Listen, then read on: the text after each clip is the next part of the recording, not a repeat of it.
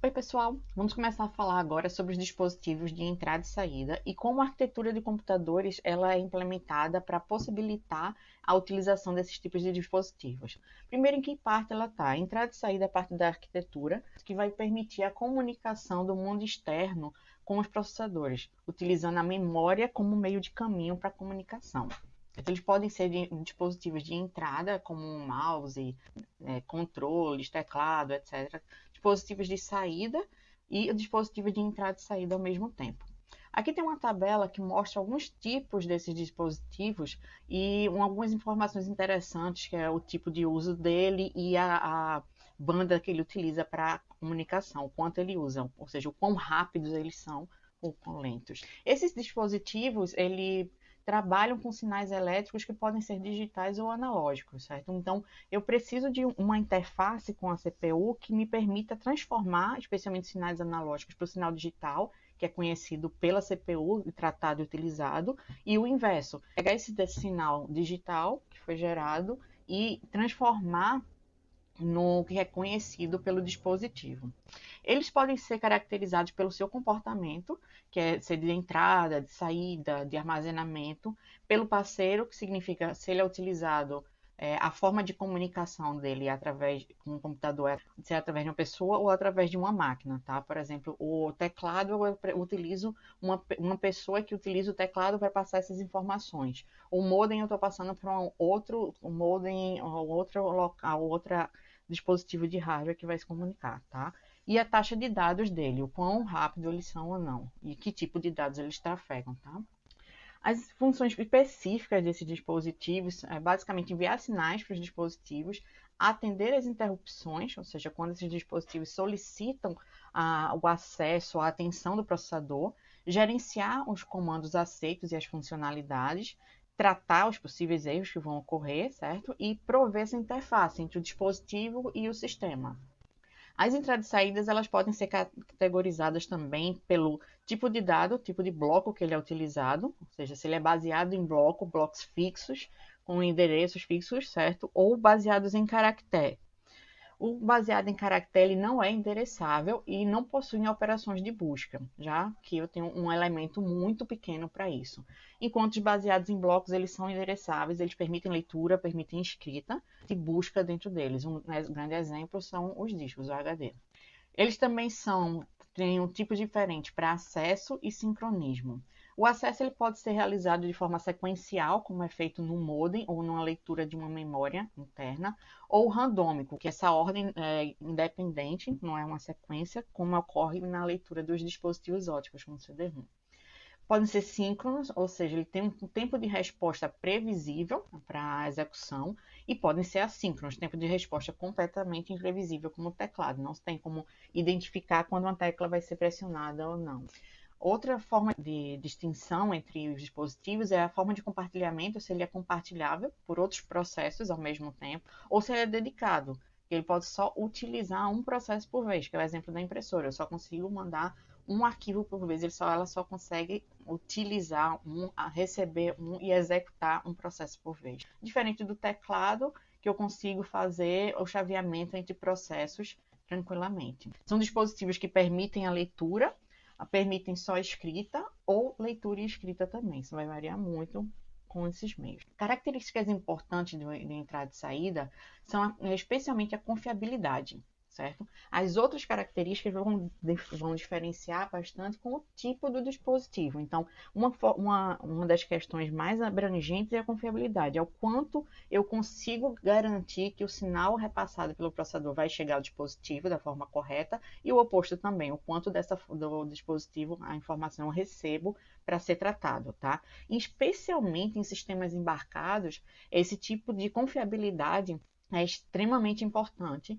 porque vai garantir o funcionamento básico deles, certo? Outras formas que a gente pode medir essa questão de confiabilidade e desempenho são a latência, que já comentei antes, é o quanto de bits ou quantos caracteres eles conseguem trafegar por segundo, e o throughput, que é a largura de banda, tá?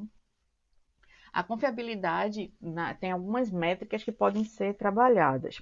Uma delas é identificar o tempo médio para uma falha, que é para saber o quanto ele demora para ter uma falha, uma identificação para isso. A interrupção do serviço, eu posso ter tenho tempo médio para poder reparar, ou seja, ocorreu a falha, dado que ocorreu a falha, quanto tempo eu preciso para corrigir aquele erro. O tempo médio entre falhas, que é o equivalente ao de cima também, que ele vai ser o tempo passado entre uma falha e outra. E a confiabilidade vai ser dada pelo tempo médio de falha sobre o tempo médio entre as falhas, tá ok? Além disso, eu posso tentar melhorar esse meu tempo médio de falhas, tentando evitar essas falhas, tolerando as falhas, ou seja, aceitando que elas vão ocorrer e já saber o tratamento, tá? Ou prever as falhas. Além disso, eu posso tentar reduzir, melhorando algumas ferramentas e processos de acesso e de reparos. Isso daí é bem interessante, esses melhoramentos e essa redução de tempo para poder garantir o bom funcionamento do sistema como um todo, certo? A falha de um componente, ela pode ou não levar a uma falha no sistema. É bom entender isso, que assim, o fato de uma impressora não estar recebendo, por exemplo, as informações dos arquivos a serem impressos, não significa que o sistema todo está com falha, tá? Pode ser somente o canal de comunicação ou o dispositivo com falha. Os componentes para garantir essa comunicação entre os dispositivos são basicamente portas, que vão ser elementos lógicos de ponto a ponto de comunicação, os barramentos, que vão permitir que vários elementos se comuniquem, e os controladores de dispositivos, que vão ser específicos para cada tipo de dispositivo, certo? Ele vai controlar aquele dispositivo, ou no caso, um grupo de dispositivos semelhantes. E do lado do software, a gente também tem o Device Driver, que ele vai implementar essa interface de comunicação com o dispositivo, com o controlador, mais especificamente. Como é que eu gerencio isso? O principal ponto é toda a entrada e saída ela é gerenciada especialmente pelos sistemas operacionais. É ele que vai saber como compartilhar esses recursos de entrada e saída, desde que ele permita, né, também, e a necessidade de escalonamento entre os processos, como repassar esses acessos aos dispositivos entre os processos para que nenhum também fique utilizando o computador indefinidamente e vocês não consigam trocar, chavear para um outro processo, ou seja, é quando fica basicamente travado, necessitando algum tipo de informação externa, tá? As entradas e saídas também podem causar interrupções assíncronas, elas podem interromper a qualquer momento, gerando uma exceção na CPU. Uma exceção, nesse caso do tratamento, não necessariamente por uma falha, ok?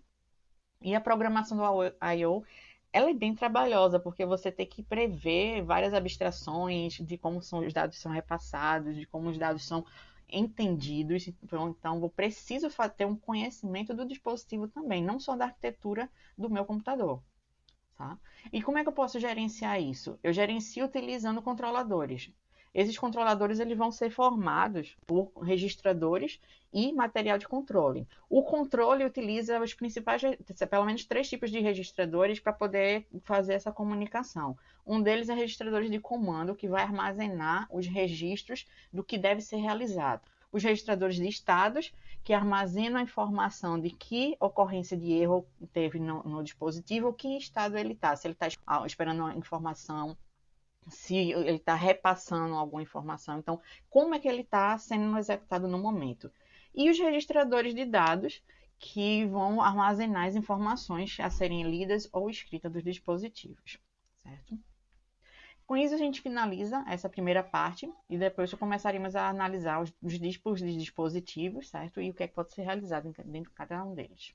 Tchau, tchau.